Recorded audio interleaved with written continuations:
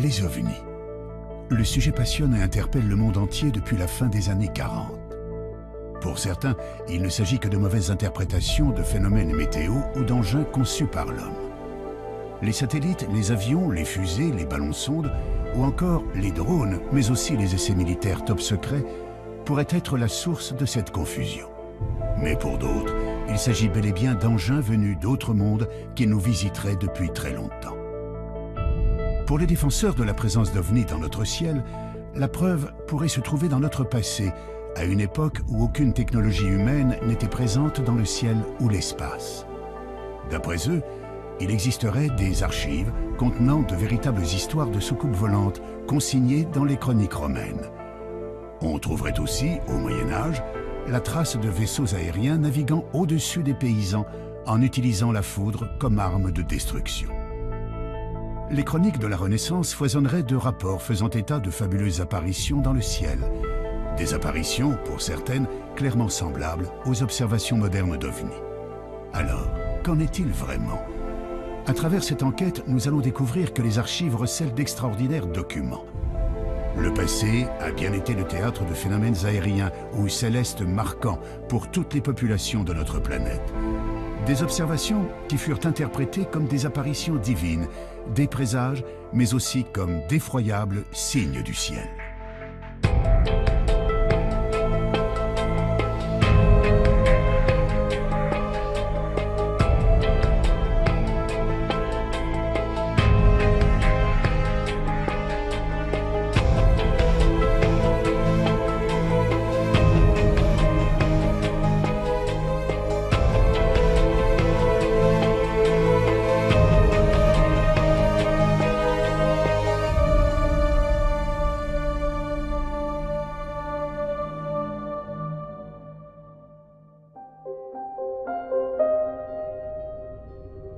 D'après les astronomes, l'univers compte autant d'étoiles que de grains de sable sur notre planète. Certains pensent qu'il y a probablement des millions de mondes habitables et peut-être des planètes où vivraient des êtres intelligents, voire des civilisations supérieures à la nôtre. Serait-il possible que ces êtres soient déjà venus jusqu'à nous? La plupart des spécialistes des ovnis en sont convaincus. L'un d'entre eux, le journaliste Jean-Claude Bourret, est un précurseur dans ce domaine. Depuis maintenant près de 40 ans, il enquête d'une manière rigoureuse sur le sujet. Même s'il a pu étudier des centaines de dossiers concernant les ovnis, il n'a jamais été le témoin direct d'une observation.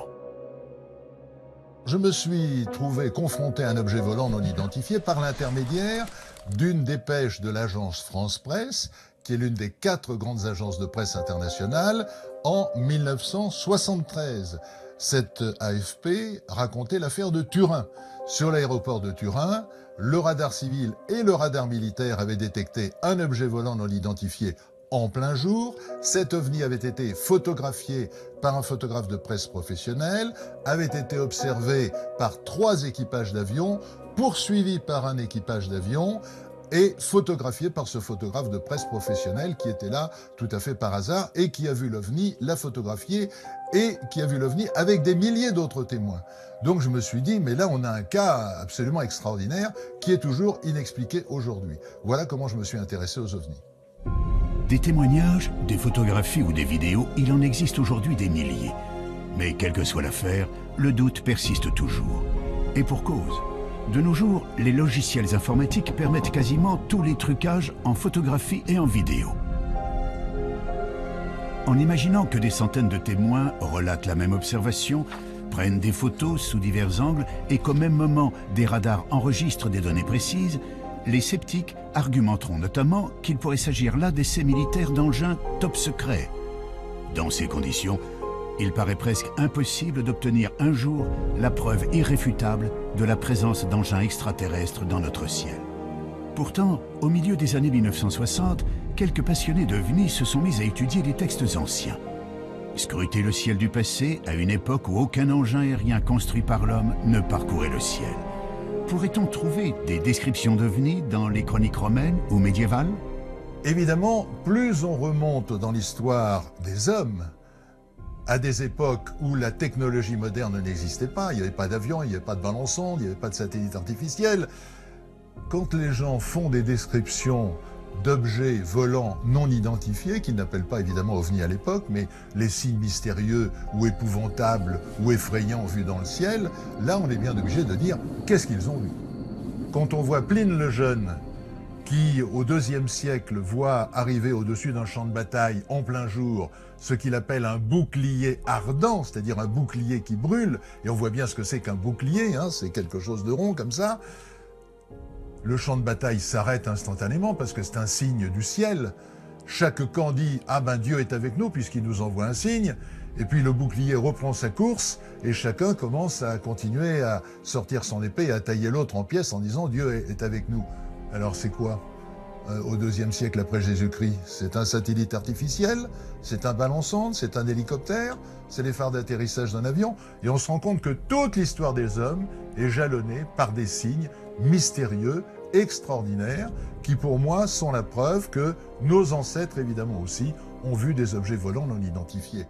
On parle d'objets volants, de phénomènes aériens. Ce qui peut surprendre, c'est qu'à notre époque, une grande partie de la population associe ces apparitions à des visiteurs extraterrestres et non pas aux dieux ou à des manifestations diaboliques comme ce fut le cas dans le passé.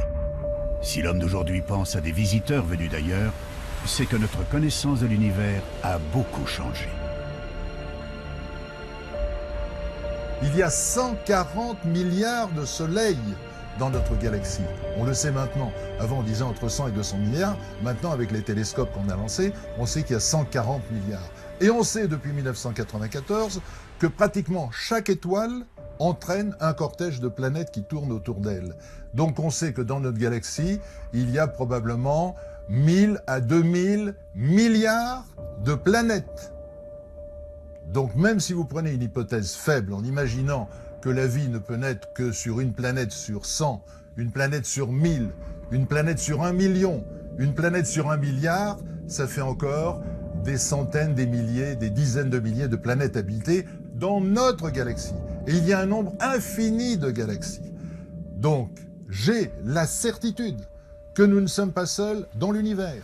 J'ai la certitude que dans l'échelle des intelligences, nous sommes au bas de l'échelle. Nous sommes des primates. Nous sommes des primitifs, nous sommes des singes à peine évolués. Et une civilisation qui aurait ne serait-ce que 1000 ans ou 2000 ans d'avance, qui n'est rien, parce qu'il peut y avoir des civilisations qui ont des milliards d'avance par rapport à nous, elle se manifesterait à nous sous une forme magique. Une forme magique, comme une lumière étrange, une apparition prodigieuse. Parmi les nombreuses vidéos d'OVNI, et il en existe quelques-unes dont la source a pu être vérifiée, comme celle que vous allez découvrir. Nous sommes en septembre 2012. En cette fin d'après-midi, une équipe de tournage s'affaire à filmer à Zofgen, en Moselle, les évolutions de parapente et de paramoteurs dans le ciel. Vers 18 h, le caméraman, équipé d'un matériel haute définition, va enregistrer des images pour le moins étonnantes.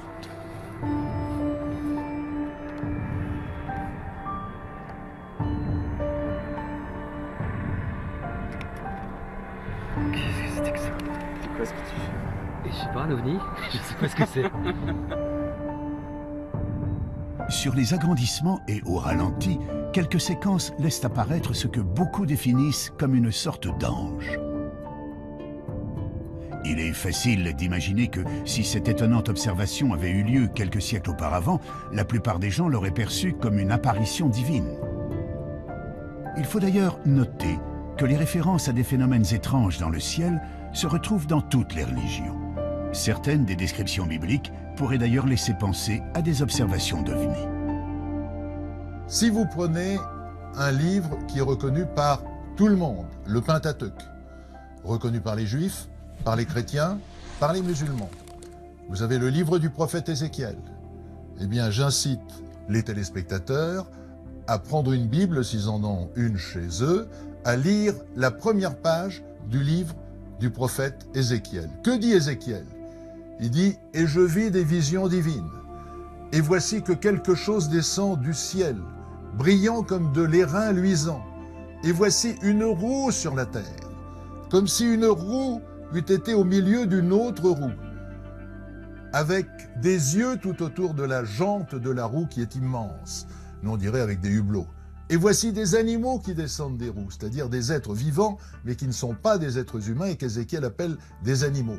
Et les roues se déplacent et vont là où l'esprit des animaux veut qu'ils aillent.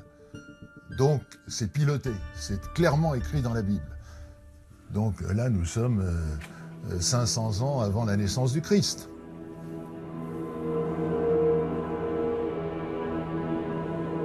D'autres sources nous parlent de phénomènes célestes ou atmosphériques étonnants observés dans l'Antiquité, notamment dans les écrits d'un certain Julius Obsequens, auteur du Livre des prodiges.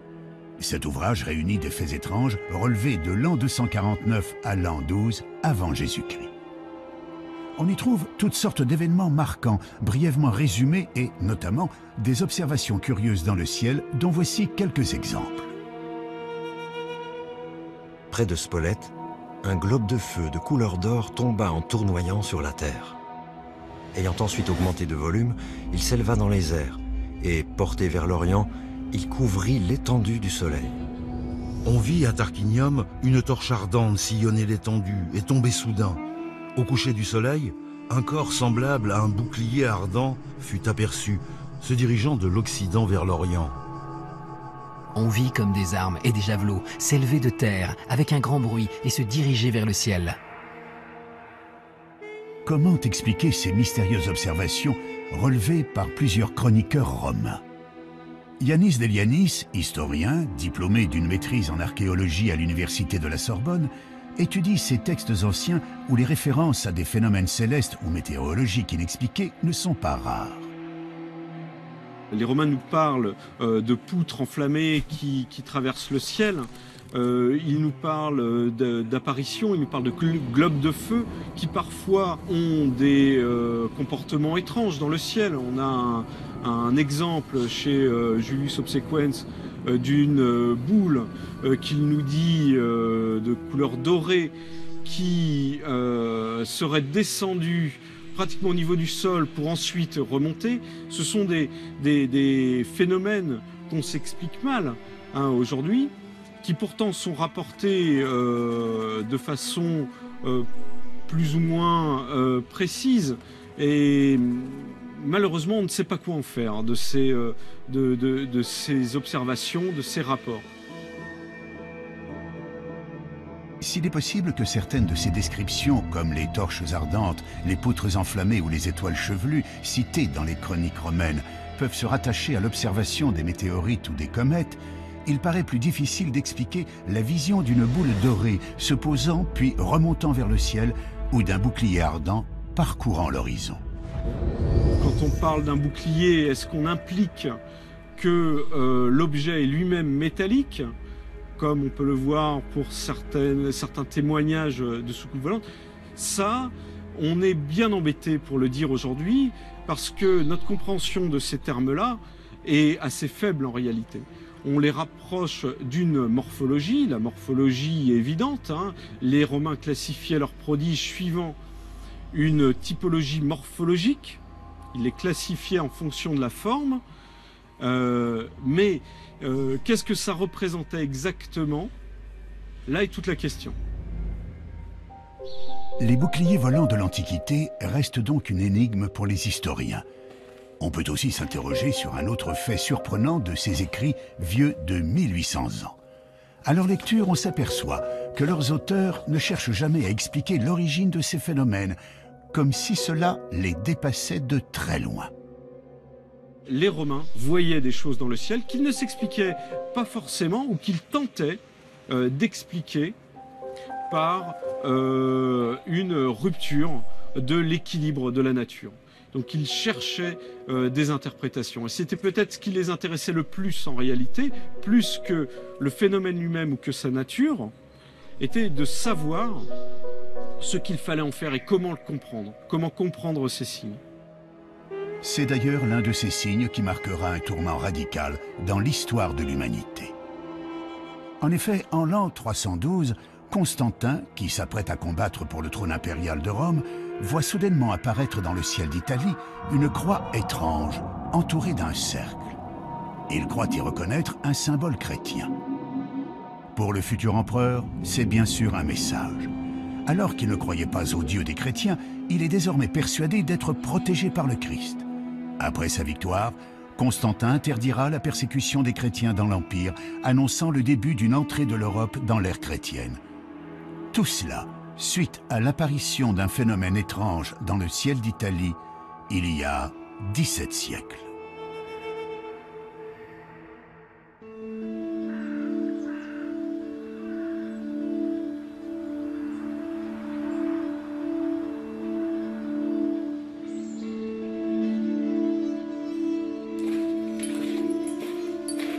Saint-Jacques-des-Arrêts.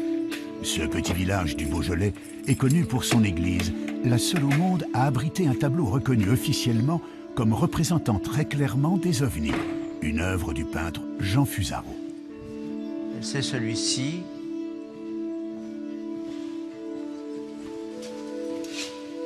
Alors Fusaro, sur le plan graphique, il faut parler du plan graphique aussi, il s'en donne à cœur joie, évidemment, qu'il y a une représentation de toutes les phases de l'histoire de Agobard. Ces tempestaires, le blé, le monde rural, la ruralité. Il y a même un petit hameau beaujolais, là, derrière la croix, en bas, là. Et puis, il y a cette spatialité différente, cette fabuleuse interprétation de ce qu'on appelle des ovnis au jour d'aujourd'hui, hein. Des ovnis, des bateaux qui voguent dans les nuages. Alors, ce sont soit des bateaux, soit des soucoupes, soit des montgolfières, soit des cochons qui volent, soit des oiseaux qui volent. C'est tout à fait un monde où Fusaro se délecte, d'abord parce que c'est un peintre de la délectation. Il se délecte et il laisse parler totalement son imaginaire. Et ça, c'est très très fort, très très fort. L'auteur de ce tableau ne laisse pas tout à fait parler son imagination. Il illustre en effet un récit datant du 8e siècle signé par l'évêque de Lyon, Agobard. Ce dernier relate une histoire tout à fait extraordinaire qui interpellera bien plus tard les amateurs d'ovnis. Michel Rubellin, maître de conférence à l'université Lyon 2, est l'auteur de plusieurs ouvrages de référence sur Agobard. Il nous résume les grandes lignes d'un texte qui semble tout droit sorti d'un roman de science-fiction. Alors, dans ce texte, Agobard nous raconte que dans la région qui est la sienne, c'est-à-dire la région lyonnaise, il y a une croyance qui est partagée par tout le monde. Cette croyance, c'est le fait qu'il y a des gens qu'il appelle les tempestaires, qui sont dotés de pouvoir pour déclencher la grêle et le tonnerre. Et par conséquent, la grêle, ça veut dire détruire des récoltes, les détruire très rapidement. Et puis, il ajoute aussi qu'on croyait aussi dans l'existence de vaisseaux aériens venant d'un pays s'appelant la Magonie, et que de ces vaisseaux aériens descendaient des individus qui venaient récolter les récoltes détruites par la grêle. Détruites par la grêle, commandées par les tempestaires. Et qu'ils prenaient ces récoltes, ils les emmenaient dans leur vaisseau et qu'ils repartaient vers la Magonie.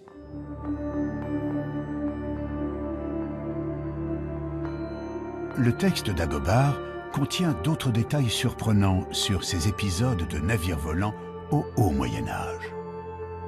Un jour où il se promenait dans la campagne, il a vu un rassemblement de paysans qui entouraient 4 personnes, 3 hommes et une femme, et ces paysans disaient « ces gens-là sont des gens qui sont tombés des vaisseaux, venus de ces vaisseaux depuis la Magonie. » Et par conséquent, ce sont des gens que nous avons enchaînés et que nous nous apprêtons à lapider. Je dis bien, hein, contrairement à des interprétations qui ont été données par la suite.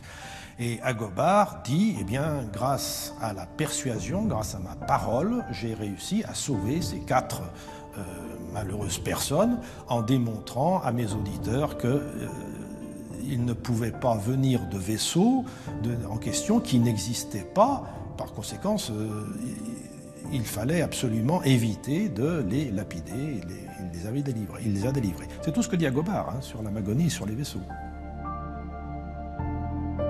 On peut donc facilement comprendre pourquoi ce texte a enflammé l'imaginaire des ufologues. Et pourtant, il faut rester prudent.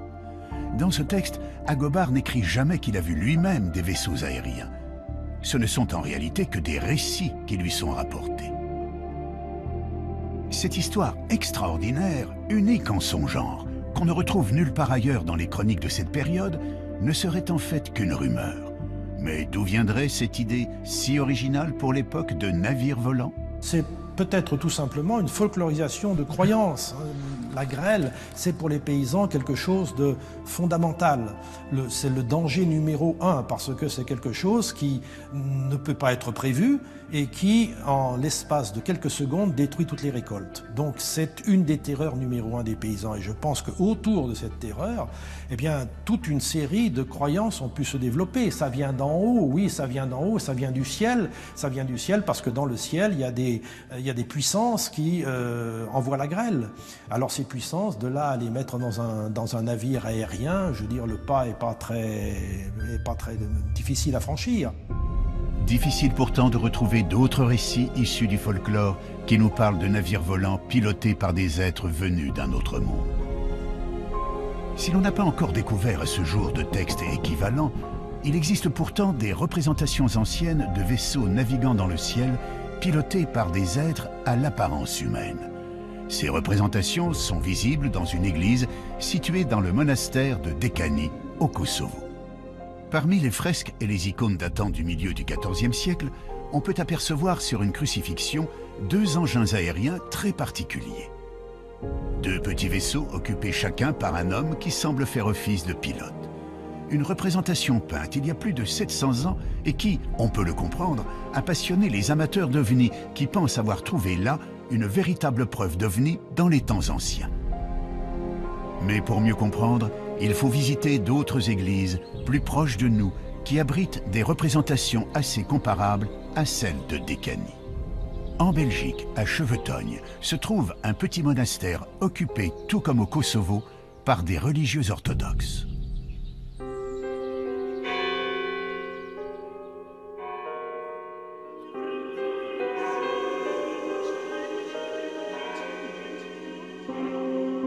On peut y voir là aussi des fresques représentant des sortes de nefs volantes occupées par des formes humaines. On retrouve également des formes assez similaires aux vaisseaux de Dekani, des peintures représentant des objets aériens semblant parcourir le ciel et dans lesquels on perçoit des visages humains. Se pourrait-il que nous soyons là en présence d'une certaine symbolique religieuse? Il faut comprendre que dans l'iconographie orthodoxe, on est très sensible au texte biblique. Donc chaque fois quand il y a une image qu'on voit, cette image, on voit au texte biblique. La fresque de Dekani concerne la crucifixion. Si l'on suit les évangiles, il est mentionné à plusieurs reprises que les ténèbres tombèrent sur Jérusalem de midi à 3 heures le jour de la crucifixion. Pour beaucoup, il s'agirait d'une éclipse. C'est donc pour symboliser cette éclipse que les artistes de Dekani ou de Chevetogne auraient fait figurer une lune et un soleil incarnés de chaque côté de la croix. Mais dans l'Église orthodoxe, cette représentation est plutôt rare. On a un cadre, donc il y a des règles strictes pour peindre tel ou tel saint ou telle scène biblique. Et on a des livres où c'est écrit avec beaucoup de précision. Pour telle scène, il faut faire ça, il faut faire ça, il faut faire ça. Donc, s'il y a des icônes ou des fresques où on peut voir, par exemple, des éléments qui paraissent bizarres, peut-être il faut se poser la question qui a réalisé cette fresque. Est-ce que c'est un vrai iconographe ou c'est un artiste qui a mis en jeu sa fantaisie?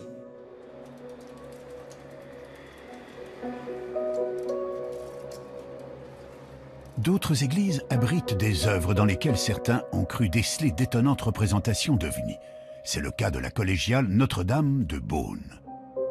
Des tapisseries monumentales datant du XVe siècle sont exposées dans le cœur de l'église. Les personnages, les paysages, les châteaux et même les nuages sont représentés d'une manière assez réaliste pour l'époque. On y perçoit surtout, figurant dans le ciel à 2 reprises, des objets sombres, ressemblant très clairement à ce que l'on nommerait aujourd'hui des soucoupes volantes. Serait-on là face à une volonté des artistes de l'époque de faire figurer une observation particulière dans le ciel du XVe siècle? La réponse à cette énigme se trouve en fait dans l'histoire même des tapisseries. Il faut remonter au commanditaire, au financeur de cette œuvre. Or, il se trouve que l'un des généreux donateurs était le cardinal Jean Rollin, un cardinal que les artistes de l'époque, pour une raison que l'on ignore, n'ont pas pu représenter physiquement sur les tapisseries. Alors, pour le remercier, ils ont tout simplement fait broder sa coiffe, le symbole de son rang, autrement dit son chapeau, au-dessus de tous les autres personnages. Une explication difficilement contestable, même si certains avancent le fait qu'un chapeau de cardinal est toujours représenté en rouge et surtout pas en noir.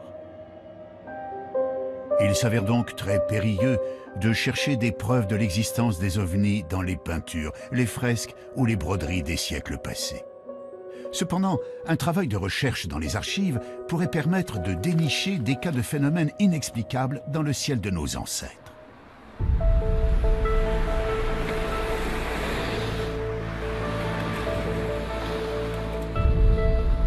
À Paris, au siège de Météo France, on trouve une bibliothèque très riche créée en 1878. On peut y consulter plus de 25 000 ouvrages scientifiques concernant la météorologie, mais aussi les phénomènes extraordinaires qui ont ponctué le ciel du passé.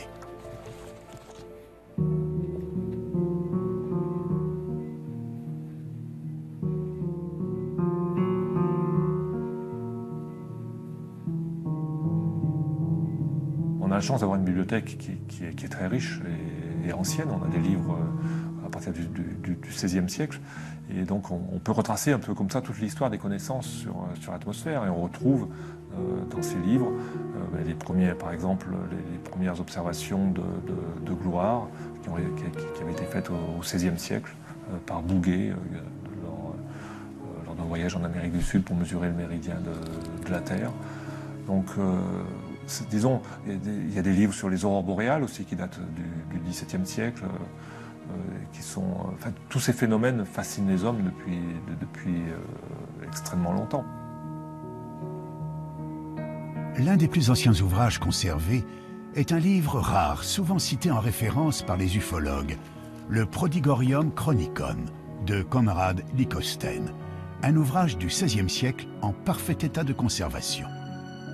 Le livre de Lycosthenes, c'est un livre en latin, c'est le livre des prodiges, qui a été édité en 1557 et qui est une chronique depuis la création, depuis le début,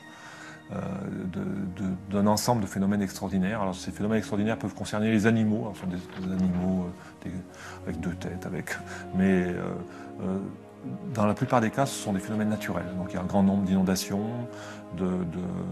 justement de parélie, de halos. Il y a énormément de phénomènes lumineux dans l'atmosphère qui s'interprètent assez facilement. Puis il y a des choses plus... on se demande si c'est pas sorti de l'imagination de celui qui a écrit. Par exemple, on voit des bruits des armes dans le ciel, donc des bruits de bataille. On peut penser que ce sont des orages. Des tremblements de terre, enfin, on voit avec des villes qui sont avec des bâtiments qui sont détruits. Donc ce livre est très intéressant parce que chaque phénomène est daté. Et puis donc il y a un très grand nombre d'illustrations. Alors on se rend compte, ce sont des illustrations qui étaient des gravures au bois, et que c'était un petit peu les mêmes illustrations qui resservaient plusieurs fois. Une nouvelle fois, l'auteur de cet ouvrage, tout comme le chroniqueur romain Julius Obsequens, fait donc état de prodiges extraordinaires observés dans le ciel depuis l'Antiquité. On y retrouve, illustrés, les fameux boucliers évoluant dans l'atmosphère, des soleils en pleine nuit, des torches ardentes et autres poutres flamboyantes. Mais à y regarder de plus près, il semblerait très envisageable que la majorité des cas représentés sur ces gravures trouvent aisément des explications météorologiques ou astronomiques. Pour les cas les plus étranges, il faut savoir que l'histoire des hommes a été marquée par des phénomènes cosmiques extraordinaires, mais tout à fait naturels. Des phénomènes qui ont très sûrement interpellé les chroniqueurs du passé. Il y a de temps en temps des phénomènes nouveaux et étonnants. Alors les comètes en font partie, brutalement, dans le ciel. C'est une comète qui va rester quelques jours, quelques mois, présente dans le ciel. Les chutes de météorites, c'est autre chose. Alors, ou bien c'est une étoile filante dans le ciel, ou bien c'est vraiment une explosion, ou bien c'est vraiment une onde de choc, ou c'est vraiment un cratère à l'arrivée, notre phénomène. Il y a un autre phénomène intéressant qu'on n'a pas vu depuis quelque temps, qui est une supernova. Qu'est-ce que c'est qu'une supernova? C'est une étoile qui, après avoir fabriqué des éléments comme l'oxygène, l'azote, le chlore, jusqu'au fer, explose. Elle s'effondre sur elle-même et rebondit, ça explose. Et entre parenthèses, ce sont des phénomènes essentiels, puisque c'est le mécanisme par lequel nos atomes dans notre corps sont formés. Tout ce que vous avez dans votre corps, c'est-à-dire un peu de chlore, un peu de magnésium, un peu de calcium, etc. et autres, a été fabriqué un jour dans une étoile qui n'est pas le Soleil et qui a explosé. Et un tel phénomène est spectaculaire. Parce que l'étoile, quand elle explose, elle devient pratiquement aussi lumineuse que toute la galaxie. C'est-à-dire aussi lumineuse qu'un milliard d'étoiles. Ce qui veut dire que cet objet est l'objet le plus brillant du ciel. Vous le voyez évidemment la nuit, c'est le plus brillant. Mais en même temps, vous le voyez le jour. Il est tellement brillant qu'on le voit de jour. Ah, il est moins brillant que le soleil, d'accord. Mais vous voyez cette étoile nouvelle que vous ne pouvez pas ignorer, qui va durer 20 jours, 30 jours, maximum 100 jours, qui apparaît brutalement et qui ensuite disparaît lentement. On peut en effet largement concevoir qu'une supernova, l'explosion d'une météorite ou l'apparition soudaine d'une nouvelle étoile dans le ciel, ait pu frapper l'esprit de nos ancêtres. Quand un phénomène nouveau apparaît, il y a ceux qui imaginent je ne sais quelle histoire complètement stupide, je dirais même obscurantiste, et puis il y a ceux qui réfléchissent. Et il y a déjà plus de 2000 ans, Lucrèce, qui observait les comètes comme ses contemporains, s'était dit « je ne comprends pas ce que c'est que les comètes, mais si on étudie ce phénomène, et si on réfléchit, on le comprendra. Et un jour viendra où nous comprendrons ce qu'est ce phénomène, qui est un phénomène naturel, probablement. Vous voyez ce que disait Lucrèce il y a 2000 ans. Puis en même temps, certains écrivaient je ne sais quelles histoires rocambolesques sur le sujet. Si de nombreux phénomènes astronomiques étaient connus et étudiés dans l'Antiquité, il semble pourtant que les Grecs, comme les Romains, aient été les témoins de curieuses apparitions. Que pensent les astronomes d'aujourd'hui de ces boucliers ardents ou du cas de ce globe doré qui remontait vers le ciel? Ce genre de phénomène, ça se rattache à ce qu'on appelle la fragilité des témoignages humains. C'est-à-dire, en gros, quand vous assistez à quelque chose, n'importe quoi, un accident, un phénomène, et on vous demande de témoigner. Eh bien, en fait, ce qui se passe, c'est que vous avez vu, votre cerveau l'interprète. Et votre cerveau l'interprète en fonction de son éducation. Et donc, on a fait cette expérience une fois à Nice, je me souviens, l'observatoire de Nice, où le 3e étage d'une fusée soviétique retombait dans la Méditerranée. Et on a dit aux gens, décrivez-nous ce que vous avez vu. Et les gens racontaient leur imagination. Certains ils mettaient des hublots dans la fusée en question, certains ils racontaient les bandes dessinées qu'ils avaient vues, ce qu'on avait raconté à côté. Autrement dit, le témoignage humain est relatif à l'éducation que vous avez eue. Donc il est tout à fait naturel que n'importe quel phénomène céleste ou terrestre, vu pour la première fois par quelqu'un, soit considéré comme magique, soit considéré comme extraordinaire. Et on a là des contes qui finalement nous montrent la richesse de l'imagination humaine.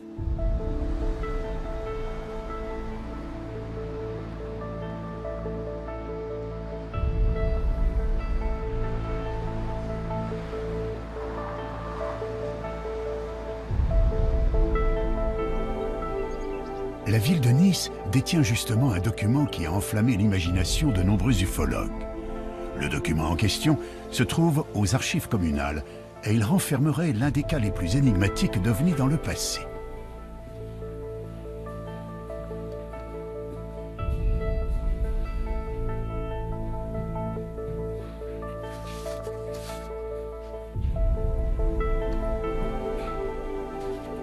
Un petit livret intitulé « Discours des terribles et épouvantables signes apparus sur la mer de Gênes », nous dévoile plusieurs histoires se déroulant en août 1608.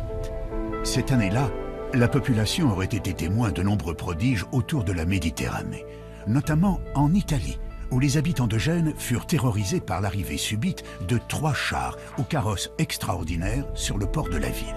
Des chars tirés par des figures de feu, d'où sortaient des hommes dont le corps semblait en partie recouvert d'écailles. Ces hommes sont décrits comme ayant des serpents volants entortillés autour du bras qui sautaient hors de la mer en poussant des cris effroyables. L'auteur nous signale que des gens seraient morts de terreur devant ce spectacle épouvantable et que le seigneur des lieux aurait ordonné qu'on tire plus de 800 coups de canon contre ces incroyables engins qui n'en furent nullement effrayés. Face à un texte de cette nature, il est assez compréhensible que certains puissent y voir une véritable scène de science-fiction en plein XVIIe siècle. Ce document, il apparaît en 1608. Il fait partie de toute cette littérature de prodige qui est très florissante au XVIIe siècle. Et c'est ce qu'on appelle un canard. Un canard, c'est un petit pamphlet d'environ 8 pages qui relate des événements prodigieux, ce qu'on appelle à l'époque des signes effroyables, des signes épouvantables, suivant les termes utilisés à l'époque. S'il y avait beaucoup de journaux, de canards dans ce genre à l'époque, se pourrait-il qu'il existe d'autres documents, d'autres sources qui fassent mention de cet événement? Dans le cas précis de ce canard et de cet événement, qui est quand même un événement qui a duré 15 jours, qui a certainement marqué les esprits, eh bien cet événement, curieusement, ne se retrouve pas dans d'autres documents à Gênes. On n'a aucune chronique aucune chronique génoise qui parle de cet événement, et c'est fort curieux. C'est fort curieux parce que certainement cela implique que l'événement n'a pas eu lieu. Encore une fois, l'imagination débordante des humains serait-elle à l'œuvre? Durant ses recherches, Yanis Delianis a pu mettre la main sur des gravures datées du XVIIe siècle. On y voit des représentations de navires étrangement décorés, tirés par des sortes de dragons et entourés de personnages mi-hommes, mi-poissons, tenant dans leurs mains ce qu'on pourrait prendre pour des serpents volants. Le nombre de points communs semble donc important entre le texte sur les épouvantables signes sur la mer de Gênes et ces gravures qui datent, tout comme le canard, de 1608. On retrouve à cette époque-là, en novembre 1608, se passe un événement important à Florence. À Florence, Cosme de Médicis se marie avec Marie-Magdalène d'Autriche le 3 novembre 1608 sur la rivière de l'Arno. Se monte pour célébrer ce mariage une grande fête nautique basée sur les argonautiques d'Apollonius de Rhodes, et on retrouve dans les textes nous décrivant cet événement-là, ces festivités, beaucoup d'éléments qui rappellent les apparitions telles qu'elles sont décrites dans le canard.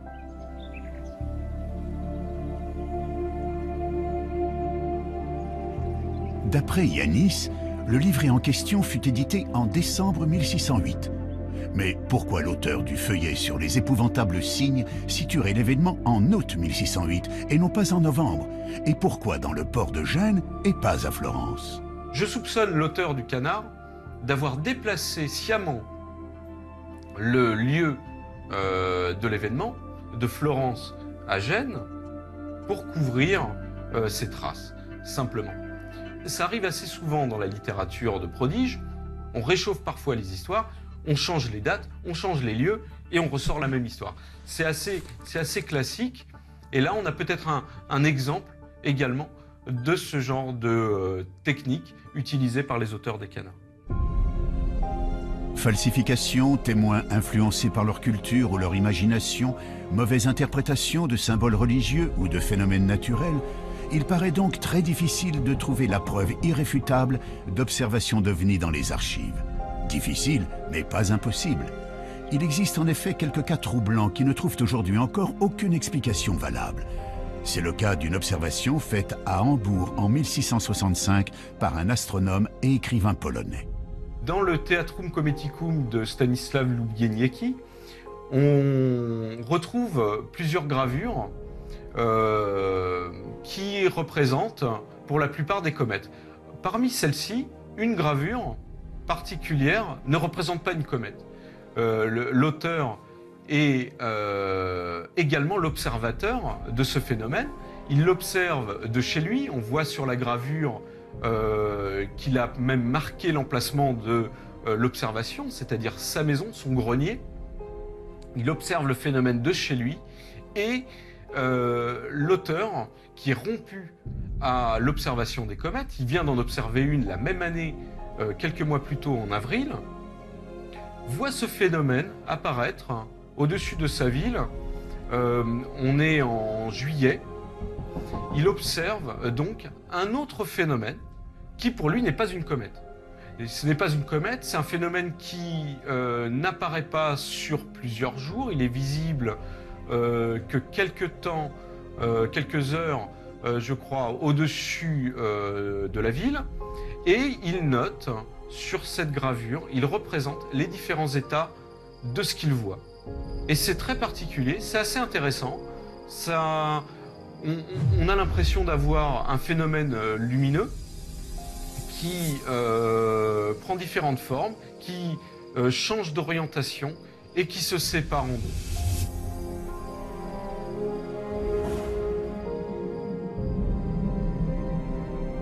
Difficile cette fois de remettre ce témoignage en cause ou d'y trouver une explication naturelle connue. D'autres auteurs à l'esprit également scientifique relateront eux aussi des observations extraordinaires dans le ciel au XVIIIe et XIXe siècle. On peut par exemple découvrir dans un traité de météorologie paru en Belgique en 1837 l'étrange spectacle qui eut lieu dans le ciel des Pays-Bas durant l'été 1812. Le 23 août, vers les 9 h du soir, M. Nieuwenhuis, ministre à Utrecht, revenant d'une maison de campagne, aperçut dans le ciel une bande de la largeur de 2 fois le diamètre de la Lune. Au commencement, elle parut formée de quelques traits de feu parallèles, qui allaient en se rapprochant puis se réunissaient. La lumière augmenta par degrés, la bande devint rouge de feu, et le milieu comme le fer incandescent. Et il s'en élança des rayons enflammés, qui à 3 reprises différentes s'épanouirent et se contractèrent en se dirigeant vers le nord. Tout à coup, il en partit un corps semblable à une étoile rouge de feu. En peu d'instants, elle devint grande comme la moitié de la Lune. Sa lumière devint étincelante et presque aussi éclatante que celle du soleil couchant. Ce globe retourna alors dans le milieu de la bande dont il était sorti. Il a ensuite poursuivi sa route au-delà, et son éclat s'affaiblit en raison de la distance.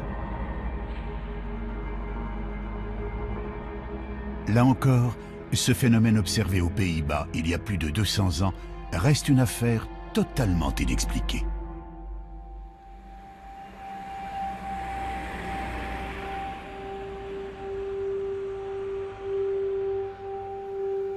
Un autre cas très différent s'est déroulé à peu près à la même époque sur la commune de Migné, située à quelques kilomètres de Poitiers. Le 17 décembre 1826, en fin d'après-midi, plus de 2000 personnes étaient réunies pour la plantation d'une nouvelle croix de mission devant l'église. Le prêtre était en train de faire son sermon, évoquant l'apparition de la croix de Constantin au IVe siècle, quand soudain est apparue dans le ciel, au-dessus des personnes réunies, une croix couchée de plus de 40 mètres de long, lumineuse, d'une couleur grise rosée, dont les contours étaient parfaitement nets.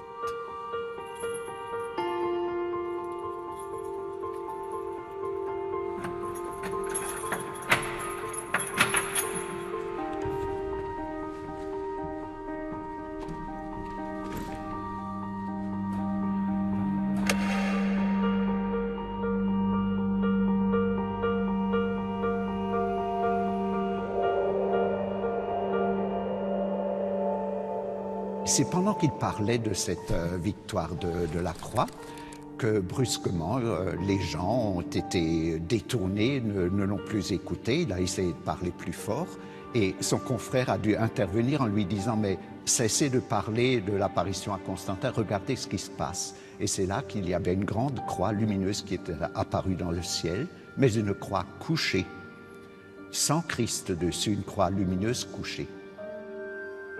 L'émotion fut immense. La plupart des gens présents se mirent à pleurer, à crier, mais surtout à prier. Cette croix gigantesque, située seulement à une 60aine de mètres au-dessus de leur tête, était silencieuse, immobile et surtout d'une netteté parfaite, diront les témoins. Ces gens, pour la plupart des paysans qui avaient donc l'habitude des phénomènes naturels, n'ont a priori pas pu confondre cette apparition avec un nuage à la forme particulière. D'ailleurs, les rapports de l'époque font état d'un ciel parfaitement clair ce jour-là. La croix resta en place durant plusieurs dizaines de minutes. Elle était restée très figée, très fixe, donc sans aucun mouvement. Et elle a disparu parce qu'après le prédicateur, évidemment, il avait perdu l'attention de ses fidèles. Il ne lui restait plus qu'une chose, il a essayé d'entonner le chant « Vive Jésus, vive sa croix » qu'on chantait lors de ses plantations de croix, mais ça n'a pas trop bien marché, les gens étaient trop perturbés par cette croix apparue pour pouvoir chanter. Alors de guerre lasse, il a fait rentrer les gens dans l'église pour rendre grâce à Dieu. Et comme ça, dans l'église, il pensait avoir de nouveau son peuple en main, le peuple qui lui échappait à l'extérieur. Une petite partie des gens présents n'avaient pas pu rentrer dans l'église. Certains étaient restés à l'extérieur. Quelques personnes ont donc encore pu observer plus longuement cette croix aux particularités si étonnantes. Il y a même le témoignage d'une dame qui est citée dans la commission d'enquête, qui repartait et qui par le haut, donc en montant, puisque nous sommes un peu dans le creux, et qui a les collines d'alentour, qu'elle voyait encore la croix couchée, donc en partant tout de suite pendant que les gens allaient dans l'église, elle la voyait encore de haut, à peu près à sa hauteur.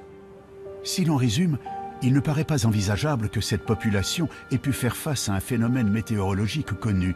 Peu probable également de trouver une explication du côté de l'astronomie. Reste l'hypothèse d'un canular, une théorie qui a aussi eu quelques adeptes peu après l'apparition. Certains avançaient qu'il était possible d'obtenir un résultat similaire en installant une croix de bois léger sur un système de câbles tendus sur des centaines de mètres. Donc vous avez pu vous-même voir que ce n'était guère possible des câbles parce que c'est quand même très éloigné et puis les collines ne sont pas élevées à ce point-là que des câbles auraient pu supporter une croix. Non, l'autre c'était la théorie du cerf-volant, donc qu'apporte ce témoin qui voudrait absolument dire qu'elle n'ait pas eu lieu. Mais là aussi le maire de Migné lui a envoyé une lettre officielle, d'ailleurs qui est publiée, l'invitant à venir sur place à faire son montage de cerf-volant pour montrer que ce serait possible, mais finalement il ne s'est jamais présenté. Il faut également admettre que si cette apparition n'était qu'une escroquerie conçue par un petit groupe, l'opération aurait nécessité un bon nombre de complices, la croix en question faisant tout de même plus de 40 mètres de long. Difficile de ne pas être vu et de rester discret pour installer un tel monument à 60 mètres de haut sur une place publique en plein jour. De plus, les années passant, personne n'a jamais avoué avoir participé à une telle action. Enfin, si des gens d'église avaient organisé et créé de toutes pièces cette apparition dans un but de propagande, ils auraient utilisé leur propre code, respecté le dogme catholique. Or, la croix qui est apparue dans le ciel de Migné en 1826 est dans le sens contraire au rite chrétien. L'évêque a fait, quand il a fait reconstruire l'église pour garder un souvenir de l'apparition, il l'a fait reconstruire en la retournant en quelque sorte à l'endroit exact où est apparue la croix. C'est pour cette raison que l'église actuelle, donc puisqu'on a rajouté le chœur et le transept, est tournée vers l'ouest, donc en sens inverse de toutes les autres églises. Donc pour moi, c'est plutôt un signe que de sortir, d'aller vers le monde, de regarder en avant. Cette histoire de la croix de Migné reste aujourd'hui encore classée dans la catégorie des apparitions divines, tout comme la croix apparue à Constantin, ou les nombreux prodiges observés à toutes les époques de l'histoire humaine. Nous l'avons vu, une très grande partie des cas décrits par les ufologues comme étant des preuves de l'existence des ovnis dans le passé peuvent trouver des explications rationnelles. Mais une chose est certaine, les archives contiennent bien des cas d'observation de phénomènes extraordinaires et inexpliqués dans le ciel du passé. Toutes les civilisations qui furent témoins de ces prodigieuses apparitions y ont perçu un signe interprété comme magique ou divin. Aujourd'hui, à notre tour, nous interprétons ces signes en y voyant la présence de technologies venues d'autres planètes. Une croyance qui nous permettrait d'accréditer la thèse selon laquelle nous rentrerons un jour en contact avec une civilisation plus évoluée que la nôtre. Pour certains adeptes de la théorie extraterrestre, à travers les signes, les apparitions ou les prodiges du passé, les ovnis n'ont jamais cessé de nous envoyer un signal. Le signal magique de la présence d'autres civilisations dans l'univers. Mais ces civilisations auraient-elles vraiment un intérêt à communiquer avec nous? Est-ce qu'on communique avec la civilisation des fourmis? Est-ce qu'on communique avec la civilisation des abeilles? Est-ce qu'on communique avec un escargot? Vous imaginez un escargot, il pleut, il sort de sa coquille, Il avance comme ça, et puis il y a quelque chose de vertical. Il monte, et c'est un piquet qui tient une glissière de sécurité d'autoroute. Il est au sommet, et puis avec ses deux petites antennes au bout duquel il y a les yeux, il regarde, il voit passer des lumières comme ça. Est-ce qu'il peut savoir ce que c'est qu'une voiture? Est-ce qu'il peut savoir la différence entre un moteur diesel et un moteur essence? Est-ce qu'il peut imaginer que dans ces voitures, il y a un homme avec une carte de crédit, une puce électronique, un code qu'on rentre dans une machine pour retirer de l'argent? C'est un monde qu'il ne peut même pas imaginer. Eh bien, je pense qu'il y a la même différence entre l'escargot et nous qu'entre nous et certaines civilisations extraterrestres.